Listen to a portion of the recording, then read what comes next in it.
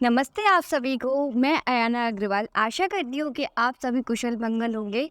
आज हम आपकी कक्षा 10वीं का तृतीय अध्याय पढ़ेंगे जिसका नाम है आत्मिकथ्या। तो चलो करते हैं शुरुआत एक प्यारी सी स्माइल के साथ।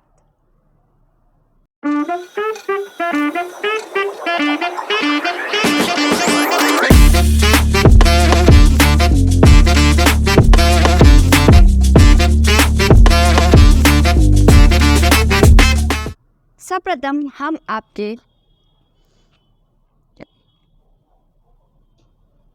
कविता के कवि के बारे में पढ़ेंगे जिनका नाम है जयशंकर प्रसाद।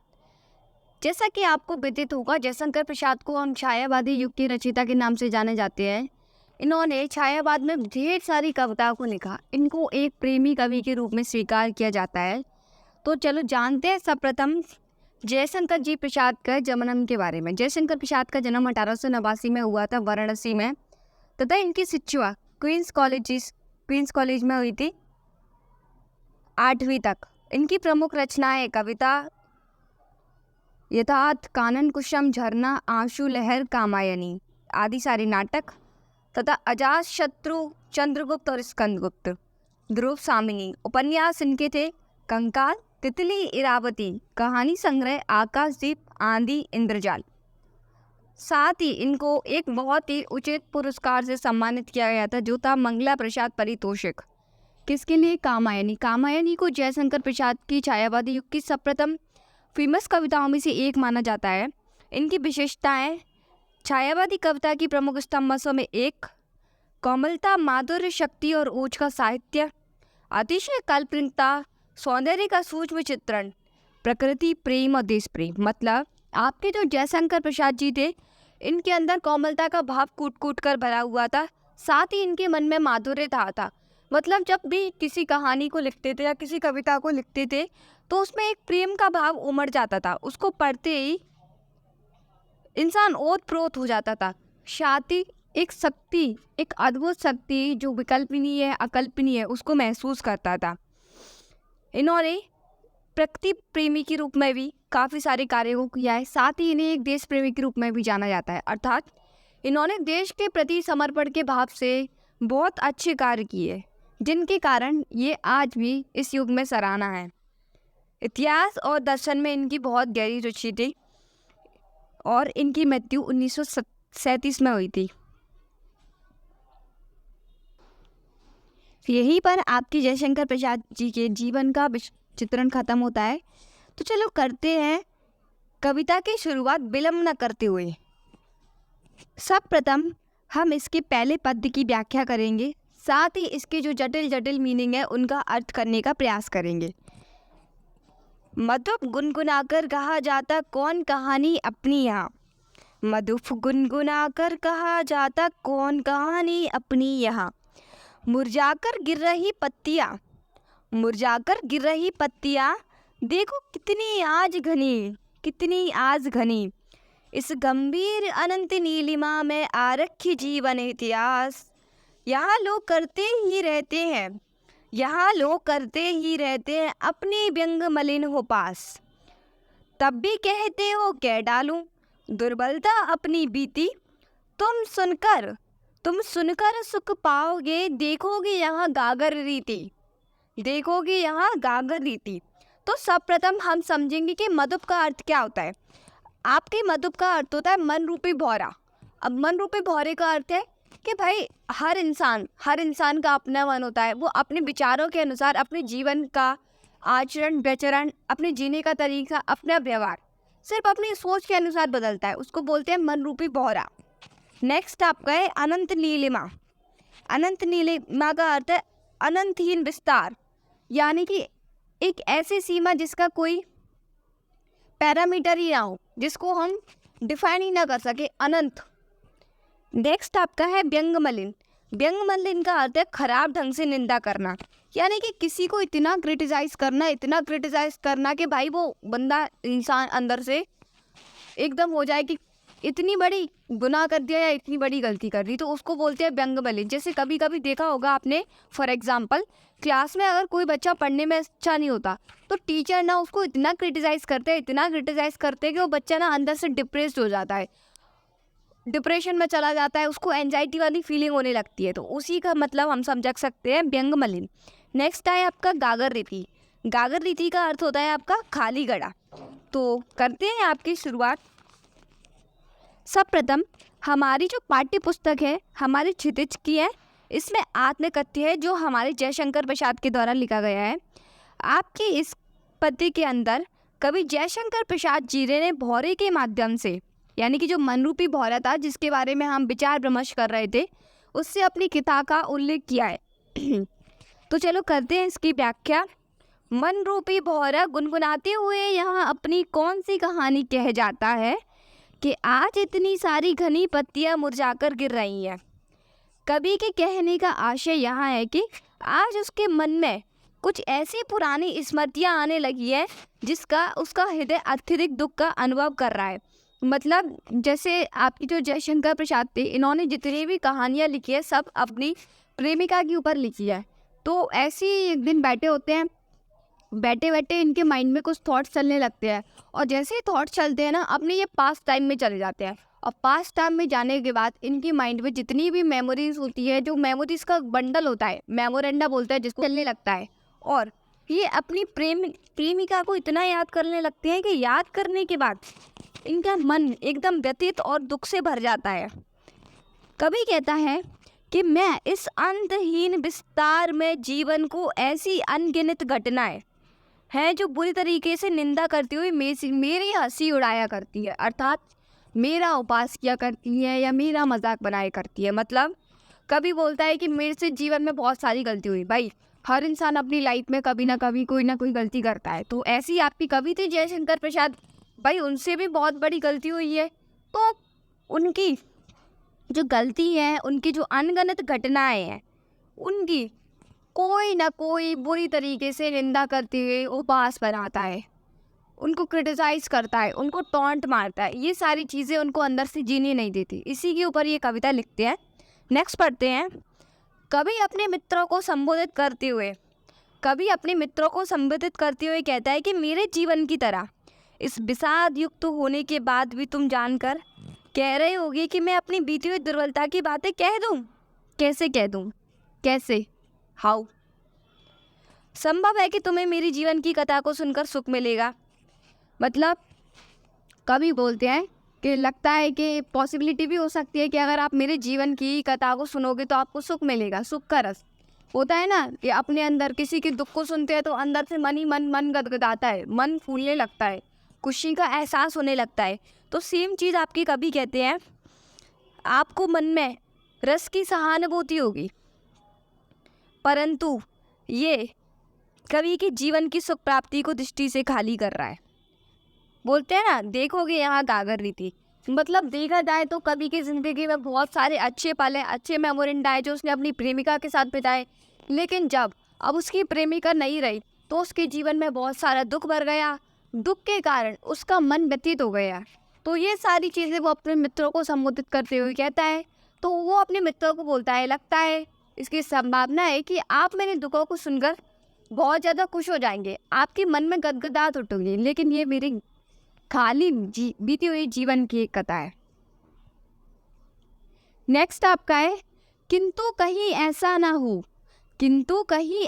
हो कि तुम ही खाली करने वाले अपने को समझो, मेरा रस ले अपने भरने वाले यहाँ विडम्बना, मेरा रस भरने वाले यहाँ विडम्बना, अरे सरलते हंसे तेरी उड़ाऊँ मैं, भूले अपनी यहाँ प्रवाचना, औरों को दिखलाऊँ मैं। उज्ज्वल गाथा कैसे गाऊँ मधुर चांदनी रातों की, अरे खिलखिलाकर हंसने वाली उन बातों की। मिला कहाँ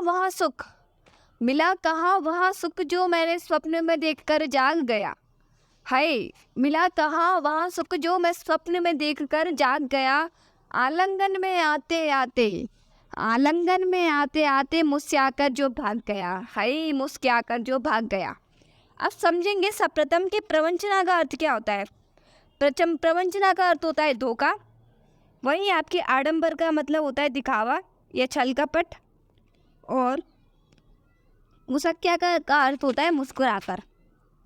तो चलो करते हैं इसका अर्थ। प्रस्तुत पद्यांश में कवि ने अपनी व्यथा का वर्णन किया है। जो उसके स्वप्न में उसकी प्रेमिका आई, उसकी प्रेमिका उसकी आलिंगन में आते आते मुस्कुराकर भाग गई, ये सारे दुख का वर्णन किया है। तो चलो पढ़ते हैं इसको। कवि कहता है, कवि यानी कि जयशंकर प्रसाद जी कहते हैं कि मेरा रस लेकर स्वयं को भरने वाले अर्थात मेरी बेटा की कहानी सुनकर रस विभोर होने वाले लोगों, सुनो सुनो सुनो। कहीं ऐसा ना हो कि मेरी आत्मकथा को सुनकर तुम अपने आप को ही मेरे जीवन रूपी घड़े से सुख रूपी रस निकालकर उसे खाली करना वाले समझ लो। अर्थात वो यहाँ कहते हैं कि आत्मकथा लिखने का अनुरोध करने वाले लोगों को जब उसकी व्यथा की गहराई का आवाज़ होगा तब वे स्वयं को ही दोषी समझते हुए पश्चाताप कर सकते हैं। मतलब जब जयशंकर प्रसाद जी अपनी दुख भरी कहानी को सुनाते हैं कि उनकी जो प्रेमिका थी उनके स्वप्न में आई, मधुर चांदनी थी, उज्जवल गाता थी, लेकिन उनकी प्रेमिका उनकी आलिंगन में आते आते मुस्कुराकर भाग गई। तो जो लोग इस कहानी को सुन रहे हैं उनसे वो कह रहा है कि अवश्य होगा कि आप मेरी इस कहानी को लिखोगे, इसको किताबों में छापोगे, लेकिन एक पल ऐसा भी आएगा कि आप लोग अंदर से पश्चाताप करोगे और उसके लिए मुझे या स्वयं को ही दोषी समझोगे। कवि कहता है कि आप विडम्बनापूर्ण अर्थात उपहासजनक बातें ही होंगी कि मैं सीधेपन की हंसी उड़ाऊँ। तात्पर्य यहाँ है कि कवि को अपने भोलेपन के कारण बहुत पीड़ा सहनी पड़ी। यदि वह अपनी सरलता का उपहास करता तो उसके लिए विडम्बना ही होगी। कवि कहता है कि यदि वह सीधेपन में की गई भूलों तथा उसका लाभ उठाकर दूसरे लोगों के लिए द्वारा किए गए धोखे की कहानी सुनाता है तो यह बात भी उसकी विडम्बनापूर्ण ही होगी। नेक्स्ट पढ़ते हैं।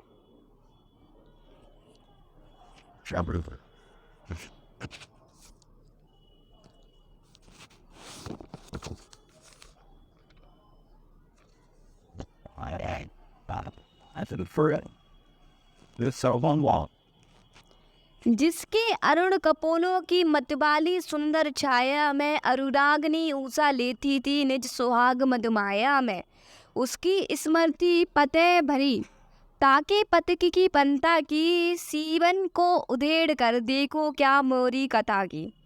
छोटे से जीवन को कैसे बड़े कथाएं आज कहूँ, क्या यह अच्छा नहीं कि औरों की सुनता मैं मौन रहूं।